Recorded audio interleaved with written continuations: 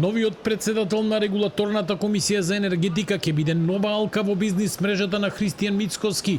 СДСМ обвинува дека Ацо Ристов, предложен за прв човек на регулаторна, е близок до власта и дека со неговото именување ќе се овозможи политичко влијание врз енергетиката. Воедно предупредуваат дека ваквите решенија доаѓаат во време на рекордни цени на горивата, што дополнително го оптоварува буџетот на граѓаните. Кој е Ацо Ристов? Поранешен градоначалник на ВМРО во Радовиш. Сопруг на судиката Данка Ристова, која неодамна беше избрана за членка на Судскиот совет. Но најважно, бизнисмен во енергетиката со хидроцентрали.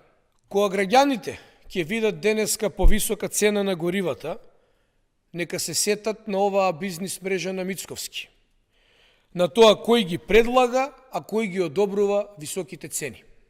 Во меѓувреме, граѓаните втор ден плаќаат скапо гориво, а владата се уште ја следи состојбата без конкретни мерки.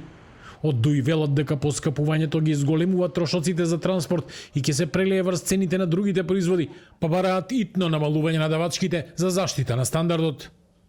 Неинтервенирањето на владата им чини на граѓаните и бизнисите околу 685 евра дневно, односно над 5,15 милиони евра неделно.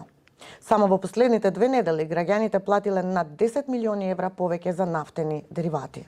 Овие се алармантни бројки кои директно го оптоваруваат семејниот буџет и го влошуваат животниот стандард на самите граѓани. Од ВМРО ДПМН велат дека реакциите се политичка манипулација и обид за дефокусот, како што велат штетните политики на претходната власт. Според нив, СДСМ е одговорен за состојбата во енергетиката и загубите во државните компании. Должни се да одговорат зошто го оставија ЕСМ со загуби од 140 милиони евра и долгови кон добавувачи од 80 милиони евра.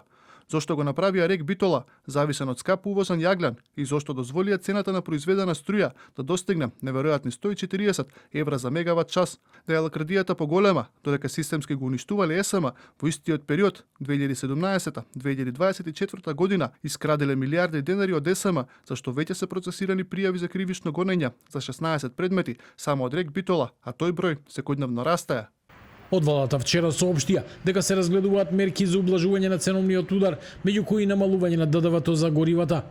Економистите предупредуваат дека без навременна реакција ќе следи нов бран поскапување и на прехранбените производи.